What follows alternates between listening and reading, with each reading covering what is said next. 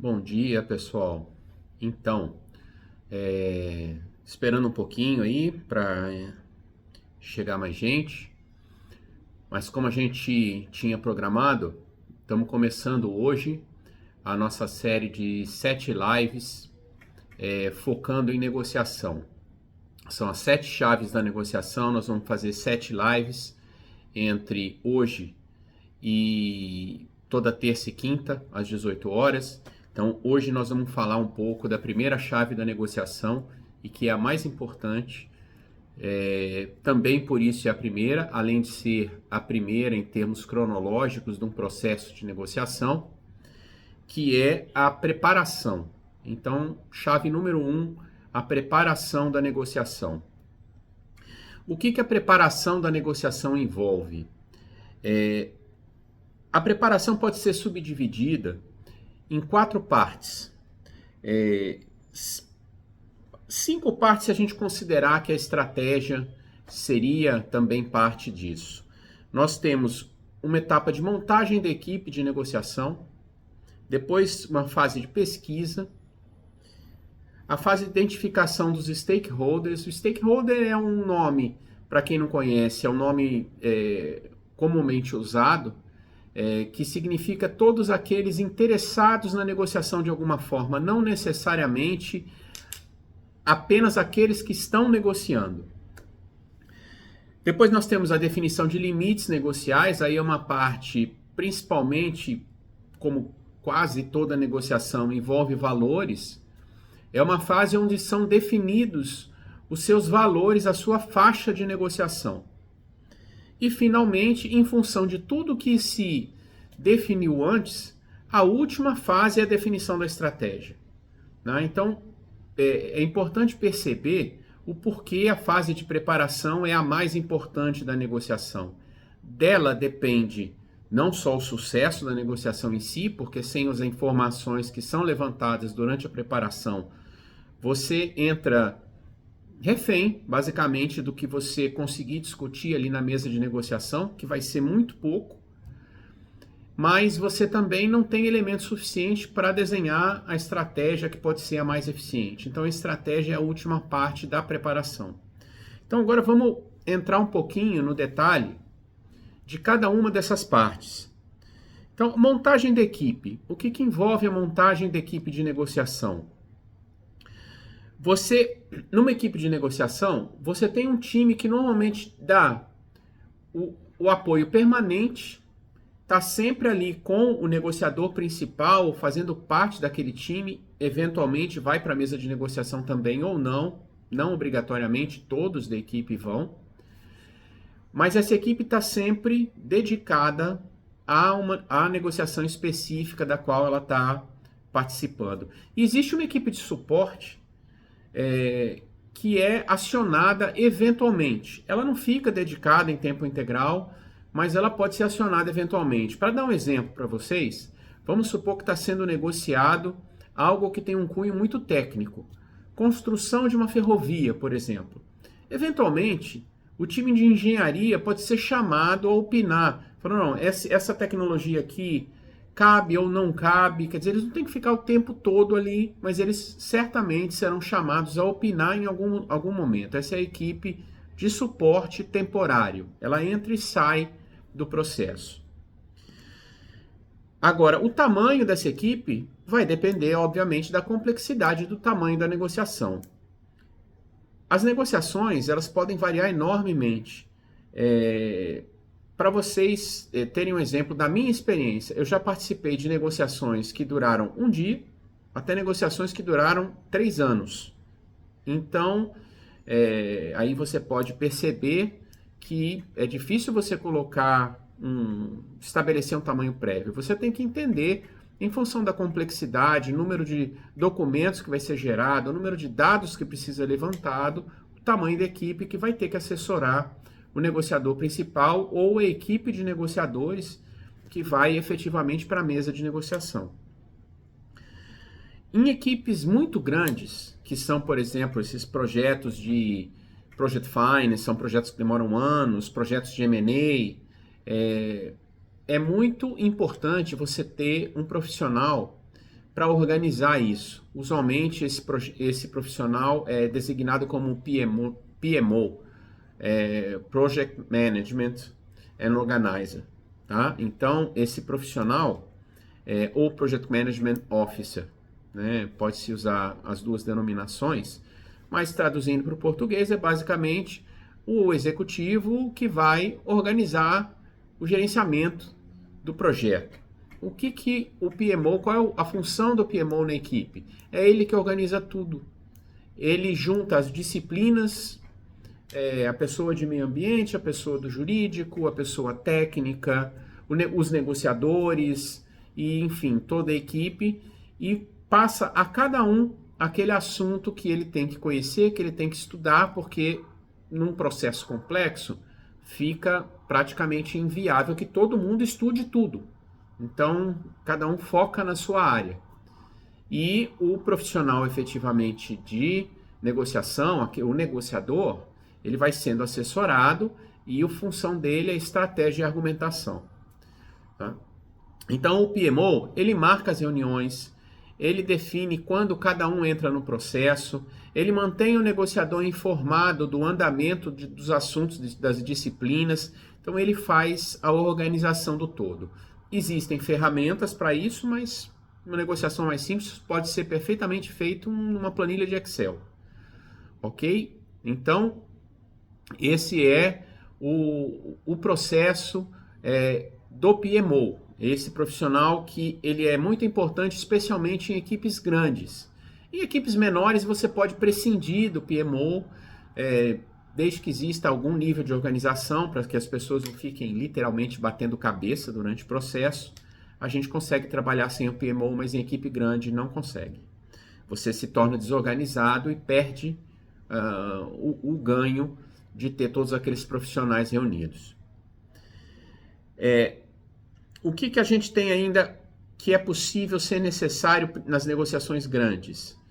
São os advisors, aqueles profissionais que trabalham com áreas específicas, normalmente contratados externamente, para fornecer aconselhamento a respeito da sua área de expertise. Por exemplo, uma negociação grande de M&A, frequentemente você tem um advisor jurídico, um escritório de advocacia, que é especializado em direito societário e que vai sempre estar aconselhando de ambos os lados. Normalmente cada um dos lados da negociação tem o seu advisor, vai estar aconselhando as melhores práticas, assim como os riscos que cada um dos lados pode estar correndo em aceitar determinada posição da sua contraparte.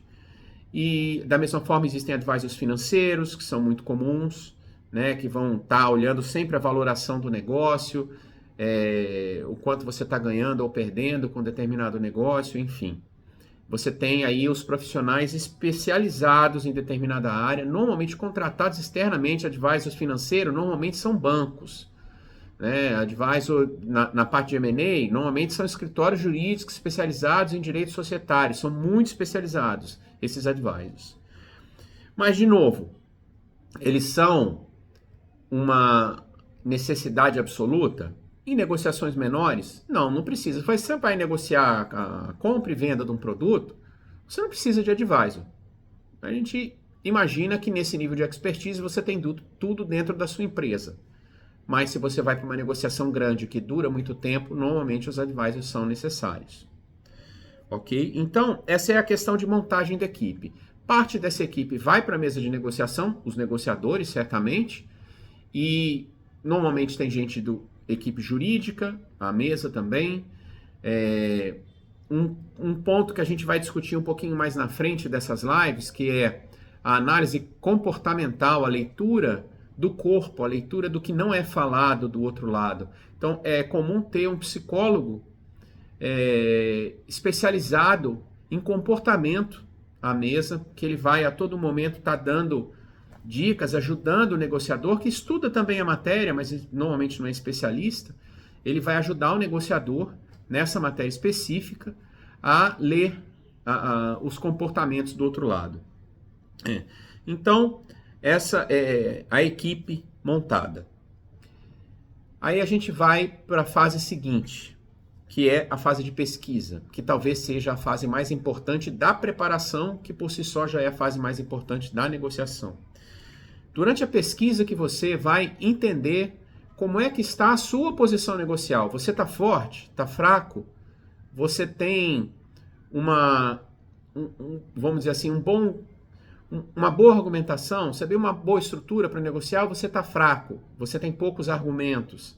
Você vai entender tudo isso na fase de pesquisa e em função do que você entende, você vai desenvolver sua estratégia depois. Na fase de pesquisa, você basicamente vai entender o mercado, principalmente se for alguma compra, venda, aluguel, esse tipo de transação. Você vai entender o mercado, quem são seus concorrentes, quem são seus complementares. Eventualmente tem alguém que complementa seu produto. Por exemplo, vamos inventar um exemplo aqui. Vamos supor que você vende hambúrguer, mas você não trabalha com bebida. Então, uma empresa que fornece bebida seria seu complementar, porque quem compra o hambúrguer provavelmente vai querer comprar a bebida também. Então, assim, você pode escalar isso para negócios grandes, sempre tem um complementar ao seu. Né? Numa construção, você tem a empresa que faz a estrutura, o concreto armado, e você tem a empresa que faz o acabamento. Normalmente não é a mesma empresa, mas eles são complementares. Né? Então você tem que estudar quem são seus complementares e seus concorrentes, porque aí você tem que entender se esse concorrente não vai, de repente, dar uma oferta melhor que a sua, tirar seu lugar. Então você precisa entender o mercado em que você está, a situação no momento desse mercado. O mercado está super ofertado do produto que você oferece ou está super demandado? Ou seja, se está demandado, está a seu favor. Se está ofertado, está contra você. Então você tem que entender todas essas variáveis de mercado. E a partir da hora que você entende as variáveis, você entende também que alianças você pode fazer para fortalecer a sua posição negocial. Você tem que entender as alternativas da sua contraparte. Bom, se ela não fechar o negócio comigo, que alternativa ela tem? Ela vai fechar com quem? Ou ela não tem negócio se ela não fechar comigo? Isso é um ponto muito importante, porque na hora que a sua parte for negociar com você, quanto melhor for as alternativas dela, mais forte é a posição dela. Do mesmo jeito, você tem que entender as suas alternativas, o que a gente chama BATNA, que é conhecido em português como MAPAN, mas o termo mais comumente usado é o termo em inglês, é Best Alternative to a Negotiated Agreement, melhor alternativa a um acordo negociado. Ou seja, você não fechou o negócio, qual é a sua alternativa? Se você não tem alternativa, você concorda comigo que você tem que fechar de qualquer jeito? E se você tem que fechar de qualquer jeito, evidentemente, você pode ter que ceder mais, reduzir mais sua margem, ou seja, você tende a ganhar menos quando você não tem uma alternativa. Agora, se você já sabe que você pode vender o seu produto por 100 e está negociando com uma contraparte a 120, se em determinado momento essa negociação cair para 99, ok, chegou na sua alternativa. Você não precisa mais fechar com essa contraparte porque a 100 você já tem. Então, vamos dizer que a alternativa dá o nível de tranquilidade que você tem para negociar uma determinada posição ou um determinado resultado. Então é importante você entender as alternativas que você tem se você não fechar. Tudo isso também faz parte da pesquisa. Um ponto que nem sempre é possível, mas se você conseguir, te ajuda bastante, que é entender qual é a equipe do outro lado. Você conhece o negociador do outro lado? Como ele trabalha? Ele tem algum personagem que ele veste na negociação? Por exemplo, é um negociador agressivo? É um negociador lacônico, não fala nada, ele fica só ouvindo. Então, que tipo de negociador ele é? E como você vai usar isso? Ele, por exemplo, é egocêntrico? Aí você vai usar o ego dele contra ele. Quando você precisar que ele flexibilize alguma posição, você argumenta de forma que o ego dele vá contra ele. Isso são técnicas de argumentação. Ok? Então, é um ponto que nem sempre é possível, porque às vezes você conhece a equipe no momento da negociação, a outra parte define ela mais em cima da hora, mas se você puder, se você conseguir fazer isso, é muito bom. E a seguir vem a questão do stakeholder. Como eu já mencionei, stakeholders é todo aquele que tem interesse na negociação. É um termo em inglês que é muito usado. São aqueles que têm interesse na sua negociação, que não necessariamente são a sua contraparte. Obviamente a sua contraparte tem um interesse, senão não estaria negociando com você. Mas imagine só que a sua negociação gera uma tributação. Então, se o seu negócio gera uma tributação, automaticamente o governo é um stakeholder. Se do seu negócio você gera matéria-prima para um terceiro negócio, esse terceiro negócio também está muito interessado na sua negociação. Porque se em função dessa negociação a matéria-prima sai mais cara ou mais barata, influencia no negócio dele. Então você tem que entender todo o universo de stakeholders que está efetivamente interessado na sua negociação. Por que isso? Porque em determinado momento da negociação, você pode até trazer um desses stakeholders como aliado. Você pode, por exemplo, trazer o cliente da sua contraparte como um interessado na negociação. Por exemplo, criando um exemplo aqui, você precisa aumentar o seu preço, obviamente a sua contraparte vai querer o contrário, mas e se o cliente dela aceitar o repasse em função de alguma outra coisa? Você pode triangular, por exemplo. Vamos supor que o cliente da sua contraparte também tem um produto que você pode fornecer. E para você tem margem nesse produto, mas não tem margem no produto que você está discutindo no momento. Você pode se aliar a esse cliente para que ele aceite o repasse da sua contraparte, você então consiga um melhor preço e você fornece para ele com mais flexibilidade um outro produto. Quer dizer, você acaba gerando uma estabilidade no custo dele, mas você conseguiu o negócio que você queria com a sua contraparte. E isso, como que você identifica isso? Na fase da pesquisa ou na fase seguinte da negociação, que se chama troca de informações, quando as partes vão conversar ainda sem colocar propostas na mesa.